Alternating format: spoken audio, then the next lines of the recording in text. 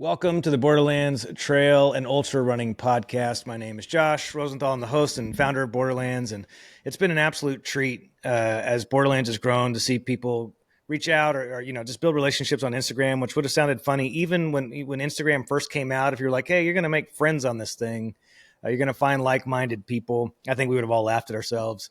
But here we are, grown men, and Ryan and I met on Instagram. He's a runner, West Virginia. He's done some super cool stuff. Cocodona. He's preparing for Tahoe 200. He's crewing Dan Green for Cocodona this year, who got third at Javelina. So just a beast. So Ryan is always out running. You see pictures of him preparing for these races, hanging with his family. And all of a sudden he reaches out and said, hey man, I'm looking to do more. I want to do some more review stuff. Would you be interested in collaborating on reviews? That are gear that I'm going to be using for Tahoe, because there's sort of a void in gear reviews that are focused on like, hey, what can actually hold up from someone who's done this before? What holds up at the 200-mile distance or further? I was like, hey, that's cool. Let's bring it down to 100 miles and call it 100 plus, because even in that realm, I'm curious about the best bag, and if I'm slower, I need larger volume, and like what's the pack that works for that, and how do you think about nutrition, and how do you think about logistics, and I want my kids to come with me, and so how do we do all this stuff? And as Ryan and I went back and forth, we developed 100 plus together. We've got a handful of posts going, and right now it's just about him leading up to Tahoe, getting prepared.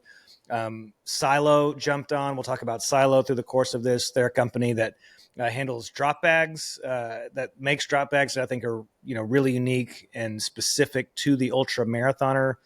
So all of that stuff swirling. We're buddies now. We go back and forth. He sends content. I polish it up and put it on the website. But before we go any further, Ryan Ramsby, coming from West Virginia, welcome. How are you? I'm good, Josh. Thanks for having me, man. It is funny to look back and kind of see how far this relationship's come, and it's really exciting. And thanks for letting me be a small piece of Borderlands, man. It's fun. Yeah, man. Yeah, dude. I feel sometimes like I just have a front row seat because good people come out of the woodworks and say, hey, I've got I got some ideas, and I'm always a fan of ideas and trying stuff. And but this one was just a no brainer. But from your position, so I gave my vantage point. Where were you coming from when you reached out of like, hey man, I want to see stuff like this. There's a gap here. What were you thinking? Yeah, I think just, last year preparing for Cocodona, I was, for the first time in a long time, I felt like a rookie again. And it felt like I was starting from scratch. I've run a lot of ultras for a lot of years, but the 200 plus distance is really just a different animal and kind of a different sport in a way. And it felt like I was back at the ground level of trying to research and prepare and get ready. And I've quickly realized, I thought I had a lot of gear, and I do have a lot of gear, but the gear I have was not necessarily positioned properly for, an adventure like Cocodona. So it took a lot of mental energy to research and try and find things that would work. But then also not just like mental energy, but, economically, this stuff is not cheap. Yeah. People like to tout running as this really low barrier of entry activity. And it definitely can be, but also in reality, if you want to go survive, 250 miles across the desert, like you need to try and have some proper equipment. And there's just a lot that goes into that. So if we can streamline some of that and take out some of that cost for some people who are wanting to expand a little bit and get a little further in their running adventure and see how far they can take it, hopefully we can help them on that journey. Yeah. When I thought about the 200-mile distance, I go back and forth all the time. Am I interested in a 200-mile thing, or would I rather, try to do the type of thing where, guys are running across, or, and women are running across the state of Utah or running across Texas or whatever, I was kind of live in a similar place in my mind, but I had always thought that the primary barrier to entry, just casually thinking about it, was the time on task of training. And of course that's a barrier, but even just diving into this content with you, it's like, oh man, just looking at that first post that you did of how much it cost, and you really didn't get super granular. You were pretty high level on what it takes. And you didn't even factor in nutrition for training and, how many pairs of shoes you might go through during training before you have race day shoes. but just looking at the event, like how much it costs, never mind the logistics, having, 15 people on that call I saw, with you and Dan preparing for Dan Green's Cocodona attempt. I mean, the barrier to entry is the price. Like this is not only a bucket list item in terms of having the time to accomplish the bucket list. It's saving money to make it happen. Yeah, I mean, so let's spoil it. Like, what did you talk about that post? Like, what did you unearth for us in terms of costs? Yeah, I don't think there's any secret that these races cost a lot, and they're costing more and more. Even last year's Cocodona entry fee that I paid versus what people had to pay this year, there was Yeah. significant increase. I mean, I think several Yeah. $100 increase for Whoa. what I would assume is going to be a very similar production. I Yeah. get permitting and just cost of everything in general, but so there's no doubt that the entry fee is expensive, but then it's also all the stuff that goes along with it. Like nutrition is super expensive. I mean, you go on a long Yeah. training run and it could cost you 20, $30. Like, it's kind of insane. So Yeah. I think you have to take a step back. And for me, I don't have a lot of other hobbies. So it's not like I'm spending thousands of Sure. dollars on this and also that. And, I think in my post, I use cycling as a reference. And yeah, you might Yeah. drop 10K on a bike and it's kind of a one-time expense. And then your cost per mile is X. You Yeah. kind of have to look at ultra running as the same thing. Like, what am I getting per mile and what is it Mm. worth to me? So that's Hmm. kind of how I break it down. But then it's also like, this is what I love to do, and I'm willing to sacrifice Yeah. other costs in life to make this happen. And luckily, my wife's on board with that as well, and at least she Totally. pretends to be. So that Yeah. Like that when it's time to make the decision, my wife is like, "Yeah, I love it." And then when it's like race week or race month, and I'm on edge and all this sort of stuff, she's like, "I don't know, maybe not. Maybe we should do yeah, this. exactly. Just do a And at marathon." the end of the day, it is a very selfish thing, and I don't Yeah. take that lightly. I mean, it's a Right. lot of time alone. It's a lot of time away from family, and you just try and minimize that. But then also on the money side of things, it's a team effort. We agree to these things. She supports it, and it works out. But there's no doubt that there's a heavy cost of entry. Yeah. Yeah, I think it's just time that as the sport we're slowly starting to accept it. But when I think back to Rafa, really cool road biking brand. I was never a road biker, never will be. Terrified of bikes. But when Rafa came out, their mission was to make road biking the most popular sport in the world. It was already an expensive sport, and this was 20 years ago or so. And you just saw that sport become more and more popular. That's just where we are now. Just like with biking, I could still go get a bike from the pawn shop and go have fun riding it. But if you want to challenge yourself, push yourself, go further, feel more comfortable while you're going, have larger bladders of liquids, have liquids that help you push harder at the right times. Like we just are that now, and I think it doesn't do us any good to fight it. It's just to say, hey, we're here, embrace it. These costs are there. And when you analyze the cost, you came from a position of, if I was buying everything just for this race, like not having gear, not having the packs, and you were somewhere around $10,000, and that's including you want your boys and your wife to come with you. They're also on your logistics team, or your wife's on your logistics team, so you're renting cars, you're driving. That's 10 grand. It's not cheap, but this is the territory that we're in, and you can see, because they're all selling out, everybody's just accepting it. Yeah, that's the thing. And then, on the gear side of things as well, it's like you put all this time and effort into training and getting your body ready. You don't want Yeah. to cheap out on on socks, for instance, and that completely derail the entire event, or, not train Yeah. with the proper nutrition and make sure that it works. And then you get to a race that costs you 10 grand to get to, and then it blows up in your Right. face because you didn't, you know, spend the additional funding to properly train your gut with the specific nutrition. So Right. uh, you got to kind of zoom out and look at the whole picture and realize that, all the little pieces add up to hopefully success in the end, and maybe not. And that's okay too. Yeah. But, when you're as committed to something like this as anybody who signs up for it is. You want to Yeah. do all the little things right, and you want to have the best gear that you can and be as comfortable as you can, because I promise you it's going to get uncomfortable regardless. So when you went into Cocodona as a freshman, now you're going into Tahoe with some experience. Is there anything, and whether you learned it the hard way or you're glad that you had it, what was your takeaway from Cocodona in terms of gear that you would absolutely go out of your way to make sure you have in place ready for you for Tahoe? What's the non-negotiables from your experience at Cocodona that Tahoe has to be there, has to be in your pack, has to be the pack? Like, what's that stuff?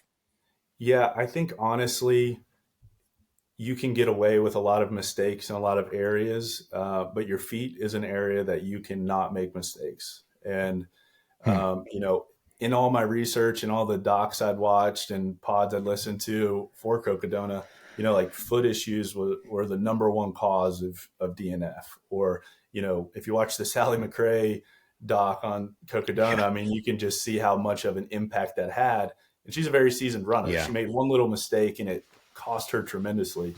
Um, so for me, I I used darn tough socks last year at Cocodona, Okay. and what I found very early on is that there was one pair that luckily I had, or one style that luckily I had two pairs of. And I literally Hmm. alternated those every aid station. So my crew was taking Really that pair of socks back to the Airbnb and washing them so that when I got back to the next aid, I had that fresh pair of socks ready to go. So I amazing. literally wore one style of sock for 250 miles. And I had zero blisters. And I felt What like, what was special about the sock?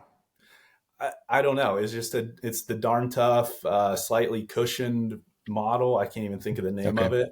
And I don't know if it Yeah. just paired well with the shoe choice or what, but it was the number one win for me for Cocodona for sure. Amazing. Yeah, I mean, I've been running event races at various distances, on trail for 12 years now, and I feel like I've still never like fully mastered my feet until the last 12 months when guys like Taylor Bodine from Believe in the Run, like I mean, really geeking out on shoes. And I've almost always picked shoes based on what I think looks cool and what feels comfortable at the time. But when I'm in, my feet swell a lot, so I'm sizing up. But as I've drilled down and really tried to pay attention with my feet, there's been, for me, success lately has been from making sure I'm like lubricating them properly before. This was a tip from the founder of Norda, Nick, because I was like, my feet are always garbage. And he's like, cut your toenails a week in advance, not the night before. You don't want that raw skin.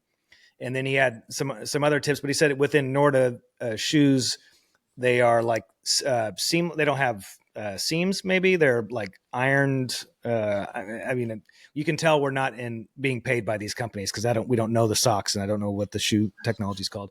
But I found myself getting less blisters from the Nordas and then also the Nike Zagama ones that I've run in a lot also because they came like recommended for my foot shape. So Yeah. that's really where I'm going with this. Like, because I've paid more attention and been intentional with shoes and socks and all that. So for you, when it comes to shoes, if feet are the most important part, is there a type of shoe? Is there a technology within a shoe that you look for at the 200-mile distance? Like what has helped you with, shoe choice? Yeah, I think this is where you really start to differ from the 100-mile distance. For 100 miles, you can wear the same pair Oh, of shoes, no problem for the whole thing. hmm. But what I found for Cocodona is there's so much impact on the bottom of your feet, and what I assume is nerve damage, where the bottom of your feet just start to like tingle and burn and itch, and it's just this most uncomfortable feeling that you can imagine. But what I found is that During the race or after? during during and it's one of During. the most Okay. unbearable uncomfortable things you can Gosh. imagine. But what was helping me was I would switch and alternate between a really soft cushion shoe, um, which I had the Stinson sevens, I think, for Cocodona. But then I also had a completely opposite Solomon shoe that was like, more the upper fit much tighter, much more lockdown, a little bit harder Hmm. midsole. Um, and it was that alternation between, super soft and roomy, and then that, just a little bit tighter, better fitting upper. And switching between those was just a real relief. I think it was just hitting different spots on the foot, and it was helping relieve some of that pain. So for Tahoe, for instance, I'm going to use the Asics Trabuco Max 4, which is basically a Okay. monster truck of a shoe, super high stack, Yeah. a lot of foam. Not a the lockdown's good, but there's still a lot of room for swelling and movement. And then my other Hmm. shoe is going to be the La Sportiva Prodigio Pro, which is a complete opposite end of the spectrum shoe. Still pretty soft, some of the best foam I've ever Hmm. experienced, but it's more like a sock like upper with almost zero foot movement in the shoe. So lockdown super nice. And I Hmm. think like alternating between those two shoes that are on pretty much different ends of the spectrum uh, will be a really good choice for that 200 Hmm. distance. Is it the like when you go to that? I don't want to say minimal shoe, but it's more minimal than the high stack foam thing. Is it the structure that's helpful? Is it the ground feel? Is it just feeling like you've got support compared to the super cushiony stuff, or what do you think it is? Yeah, I think it's a little bit of everything. I think it's just not what you had. It's just bringing variation to your foot and the muscles in your feet and your ankles and your Achilles, and Yeah. maybe a slightly different drop. The way you pronate, the way you don't pronate, whatever the shoe allows you to do, uh, Oh, can just kind of relieve certain tension in tendons or muscles or whatever's happening in the foot. So highly yeah. recommend having multiple shoes, not just multiple pairs of the same shoe. Yeah. And are you are what sort of foot care beyond socks and shoes do you do? Like do you have a preference like squirrel nut butter? Like what do you like? Yeah, usually Body Glide. Big fan Okay. of their product, obviously. And then Squirrel's Nut Butter is great. Yeah. Um, Yeah. Unlike what you had mentioned about lubing your feet, I have found that that doesn't really work for me, especially in really dusty Hmm. conditions where the dust might kind of congregate on that stickiness and Yeah. that wetness I and could see kind of that. become a cake like batter. Um, so I'm more Mm, in the camp of dry feet as much as possible, and sure. that kind of works out the way it should. That makes sense. The only time I've tried so for me, just straight up Vaseline, that's what Nick from Norda recommended, is it was a mud fest because of the rain at Eco Trail. So I didn't have dust to worry about. And then I did it at another race out just outside of Paris that was dirt and mud. So I haven't done like a desert thing in it, or a Western United States thing. I can see that it becomes sandpaper. That makes sense. Yeah, I think a road run, like a marathon or a road ultra or something like that you mentioned that's just not super dusty. But, Zion, for Yeah. instance, which I know you're very familiar with, maybe not the Yeah. best Oh choice. yeah. Maybe it is, maybe it isn't. I'm not here to Yeah. preach one camp or the other. Just sharing what Yeah. does and doesn't work for me. Yeah. Okay. What else? What's some like I don't know. Maybe let me ask you this question first. In the middle of Cocodona, this will happen to me in races that are hard. Are you swearing off running forever? And like, would middle of the Cocodona race, would that Ryan be shocked that you're sitting here getting ready for Tahoe 200? Oh man, that's a great question. I think yes. I think every single ultra I've done, I have this mantra in my head or this saying that's just like, just finish this race and you never have to run again. Like just finish this and you can be done. And I look forward Yeah. to the week after a race of not running. And Yeah. then it's like Yeah. eventually you're just going stir crazy. Um, Yeah. I will say in Cocodona though, I was just so focused on the moment. I think it was the first time Hmm. I've ever truly been present in terms of like just take the next step, that I didn't Yeah. allow myself to think too far ahead. I think that's when you can really get into trouble in these multi-day adventures, Yeah. is just wanting it to be over and becoming impatient. If you ever start to think that way, I feel like it's a very slippery slope. But yeah, I mean, there's no doubt that at some point I was like, man, this is stupid. This is ridiculous. Yeah. Is there any investment that you are making thinking about that mid race needs of sleep? Are you making any investment into any gear related to your middle of the race sleep, or is it? I mean, it's probably just lay on the ground wherever you can and just knock it out for a little bit. They probably have sleep stations. Yeah, so Tahoe has three. Cocodona had a little bit more, I think, but also Cocodona had a full crew. So we had the back of a van like outfitted with an air mattress, and it was pretty much the Taj Mahal in the middle of the desert. Tahoe's gonna be very different. But the one thing Yeah. I did realize, sleep is always a topic of discussion in these things, and it's still something that's kind of unknown. And I think it's okay to have an idea of a strategy of when you might want to sleep.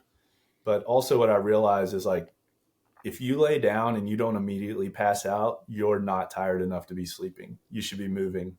Oh, Um, interesting. so for Tahoe, I feel like if I happen to come upon a sleep station and it's just that moment where, I need 20, 30 minutes, then I'm going to take it. But I would say for Tahoe, the plan will probably be around just wherever it happens to come. So if it's middle of the trail, that's where we're plopping down. If someone's running 200 miles for the first time, so I hear the advice of, hey, if you can't help yourself and you have to fall asleep, fall asleep. But what about your pre-race planning? I see we mentioned it earlier. You're going to be crewing Dan Green at Cocodona. Are you is the pep talk, is the your experience him saying, hey man, let's plan on sleeping around here, or is it really sleep in these settings is really purely reactive to the moment based off of a felt need?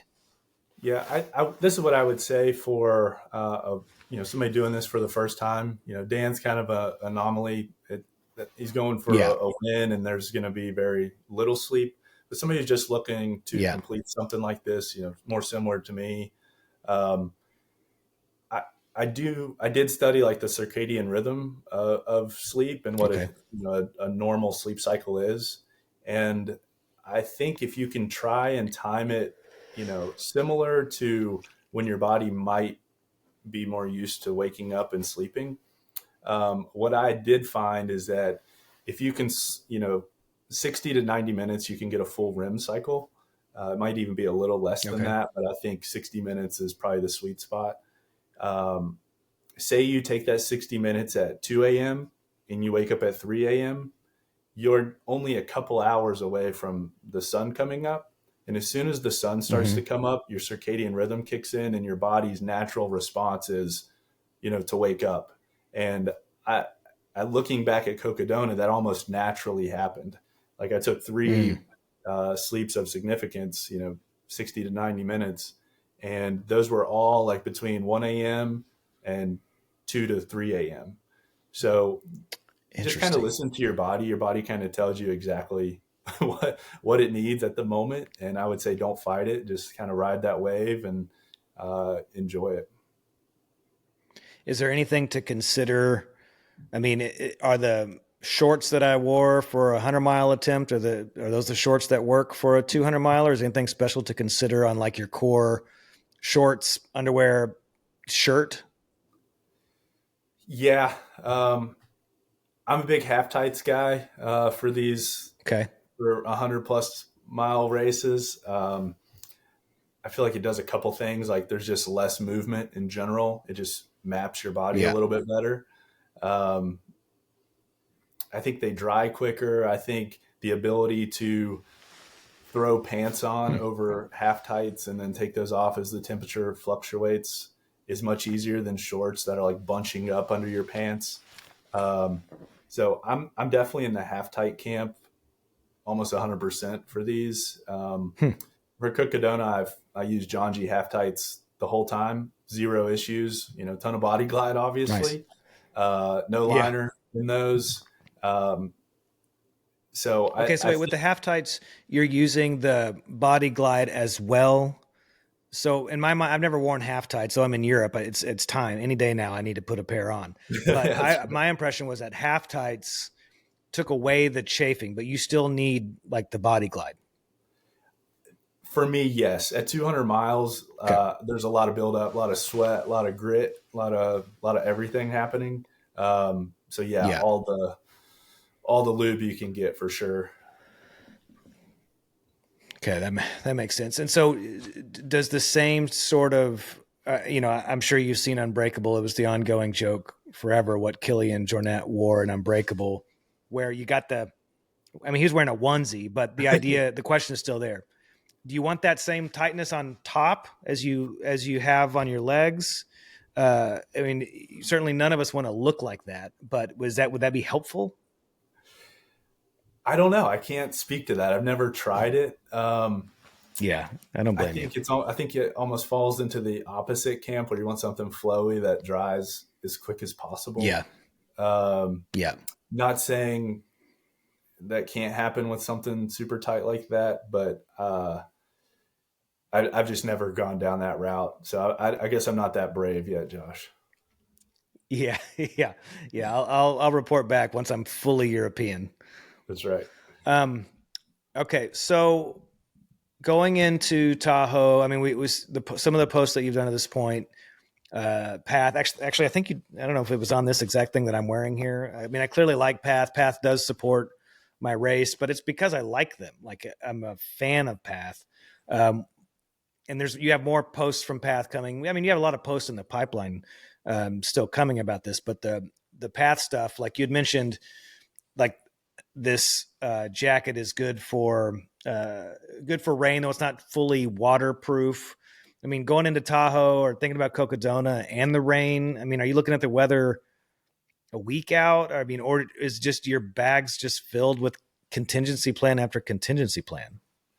Yeah, I think that's where a brand like Path really shines, is the versatility aspect of it. So that jacket you have on, Yeah. it has a DWR coating, so you are going to get some, weatherproof protection. It is windproof. You're going to get some wind protection. It does have ventilation under Mm-hmm. the arm, so if it does heat up, Yeah. it's going to allow, that heat to perspire out of there.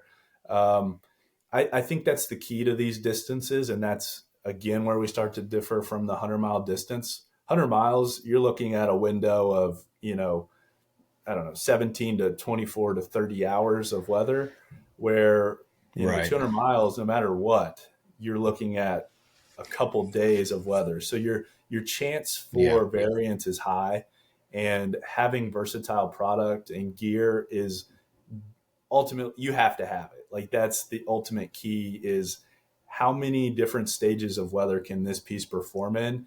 And that's really what I look for in my gear selection, because, Yeah. especially for Tahoe, where I'm not going to have that massive crew who's, at my beck and call. Like, I've got to try and pre-plan and kind of Right. foreshadow where I might be at what time, what the weather might be. If the weather changes, a storm rolls in at, high alpine, rain shower comes through. Am I Yeah. ready for that?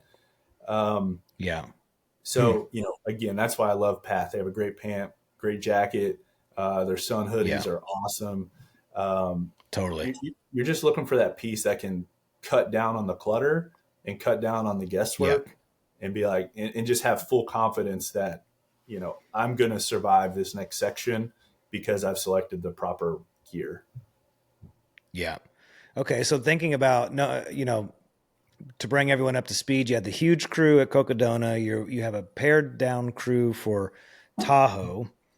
One of the things I just hate at the 100-mile distances, I hate thinking through drop bags. I love just my crew being there with my big bags of like, hey, here's all my stuff, my contingency plans. If crew can't be at that station, it's not even in my head to think that I might be able to make a change. So I can just keep my head down and keep going. But when they are there, it's all going to be there. Okay, going into Tahoe, this is where maybe we mention our partner Silo, who's supporting us in this 100-mile plus content that we're creating, because they have this great drop bag that's versatile, or like compartments, all this sort of stuff. But are you going into Tahoe drop bag dependent? Like, are you having to get smart with your drop bags more so than you did Cocodona? Yeah, 100%. So my wife is really the one man crew. one woman crew, but we're also going to have our 3 boys out there as well. So, she's going How to old do are they? everything she can.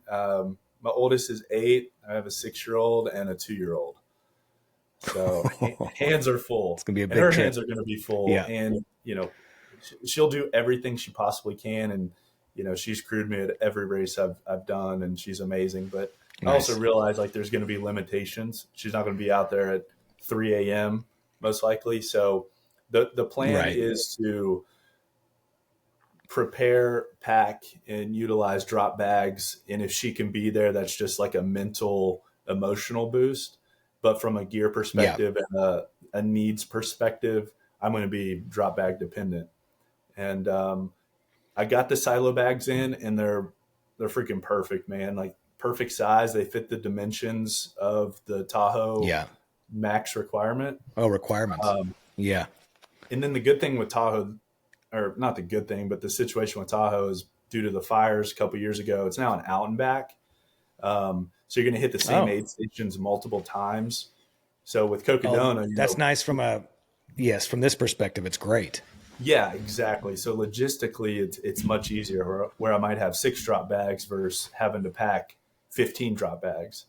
Um, so you're just kind of looking at what time you think you'll be there, what time you think you'll be back, and you know, I know sleep deprivation is going to hit. I know finding stuff and being aware enough to think through my needs is going to be a tough task.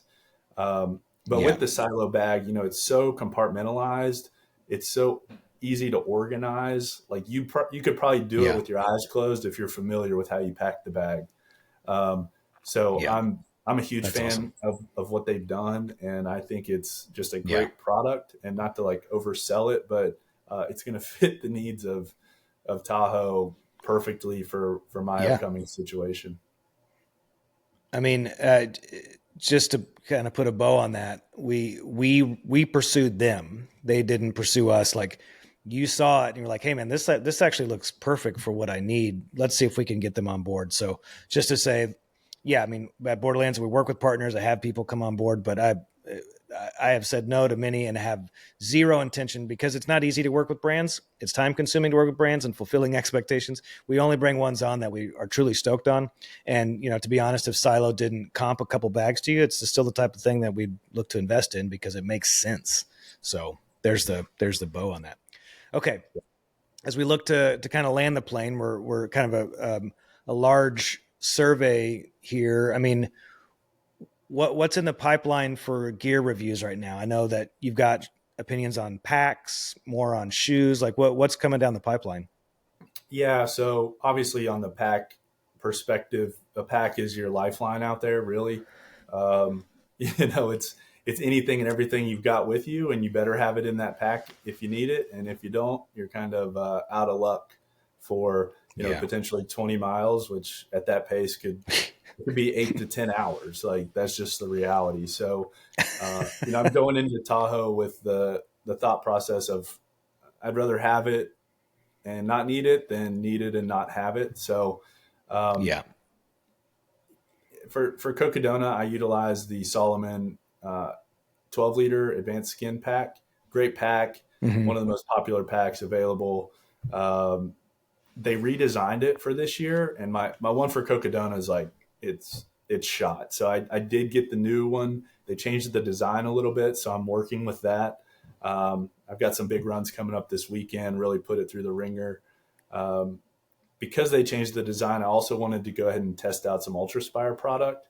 So I did get the Okay. UltraSpire Big Bronco, and I did Okay. a 30-mile run in that last weekend and tested that out, and um, had some mixed reviews on certain aspects of it. So I need to put more thought into that, but I'll write that review out and get that. So that's coming because I know a lot of people kind of pick between UltraSpire or Solomon. Those are kind of the two leading Yeah. packs in the multi-day realm.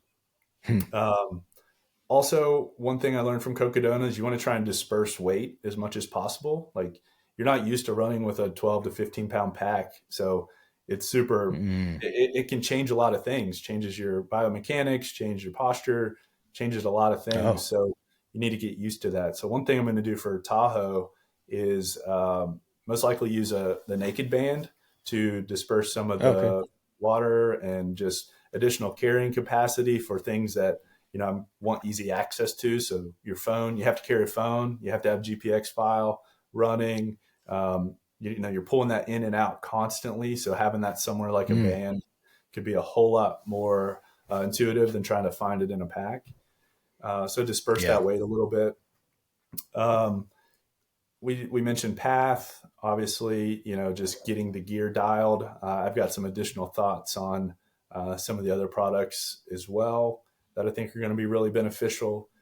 Um, one thing we haven't even talked about, Josh, is just the nutrition aspect and hydration. Yes. And that's also, so all of these things are so important. And if they don't all come together, the puzzle doesn't work. So, these are all Yeah. pieces of the puzzle Well, I that, want to do another episode with you on nutrition, hydration, and training because you asked a great question in one of your posts of when you're training for a 200 miler, do you just double all your 100-mile runs? If I had a weekend run of 18 miles, is it just 36? Is that how I train for a 200? So I want to do another episode where we hear about how you're actually training.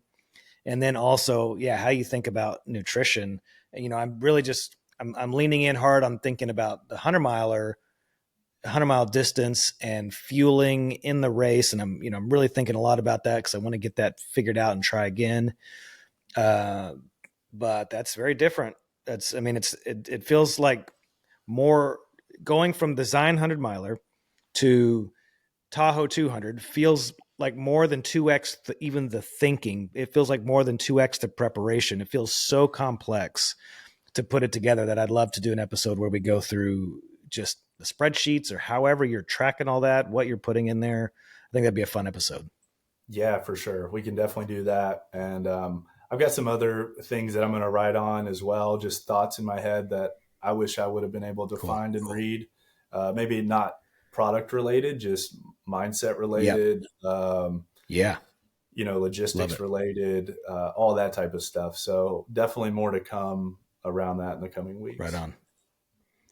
Well, Ryan, man, thanks for doing the 100+ stuff. We'll be watching, gosh, very soon. Dan Green go for the win, and you'll be there with him, and you're getting ready for Tahoe. So lots of cool stuff coming down the pipeline, and you've got Wasatch, uh, which is no small task, but it is in light of your Tahoe effort. So thanks for joining me. I look forward to doing that other episode, a couple more episodes together at least, either before, during, or after, maybe during Tahoe. I would love it, man. That'd be All right, sweet. Good man. one. Have a good day. See ya. See you.